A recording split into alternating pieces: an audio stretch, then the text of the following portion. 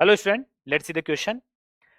Statement one में दिया है if force is not parallel to the velocity of body but makes some angle with it, it changes the component of velocity along the direction of force.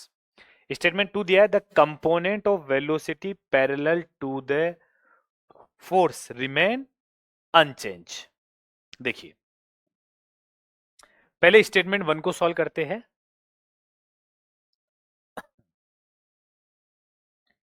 Statement one में बोला है कि sorry, देखिए यहां पे स्टेटमेंट वन के अंदर हमको क्या बोला है कि force not parallel to the velocity. जो फोर्स है वो वेलोसिटी के पैरेलल नहीं है, मतलब कुछ एंगल बना रहा है।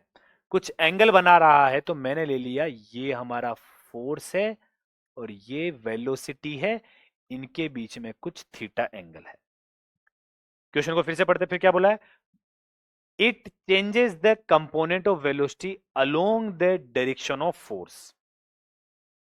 मतलब ये जो कंपोनेंट है वेलोसिटी का, किसके अलोंग, फोर्स के अलोंग। तो मैं इस वेलोसिटी के कंपोनेंट करूं तो इधर आ जाएगा वेलोसिटी, फोर्स के अलोंग है तो पैरेलल, इधर कंपोनेंट आएगा वेलोसिटी का जो कि फोर्स के परपेंडिकुलर, तो मैंने इधर लिख दिया परपेंडिकुलर।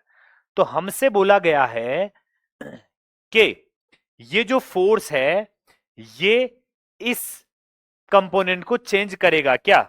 देखिए यही तो बोला है, it changes the component of velocity along the direction of force.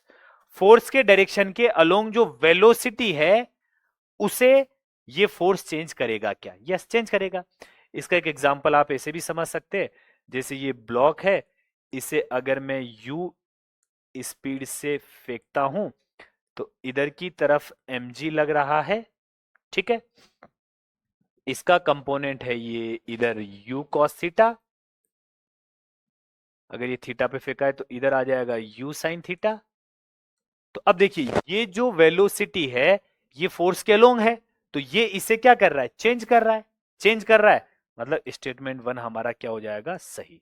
Statement to में बोला है the component of velocity parallel to the force remain unchange. बोला द कंपोनेंट ऑफ वेलोसिटी, जो वेलोसिटी का कंपोनेंट है parallel to the force remain unchange. भाई अभी पढ़ा है कि वो चेंज हो रहा है, ठीक है। अभी तो थोड़ी देर पहले पढ़ा ये कि भाई जो पैरेलल है, पैरेलल मतलब ऐसा नहीं होता, पैरेलल का मतलब इधर भी हो सकता है इधर भी हो सकता है, ठीक है। अलोंग और पैरेलल एक ही बात है। तो अब देखिए ये जो कंपोनेंट है वेलोसिटी का, अगर ये फोर्स के अलोंग है तो चेंज होगा टाइम के साथ, ठीक है। मतलब स्टेटमेंट टू क्या हो गया, रॉन्ग हो गया, ठीक है। तो अब देख लेते हैं यहाँ पे स्टेटमेंट वन करेक्ट है, स्टेटमेंट टू यहाँ पे इनकरेक्ट है। तो ऑप्शन सी हमारा क्या हो जाएगा, सही आंसर हो जाएगा। होप आपको ये क्वेश्चन समझ में आया होगा।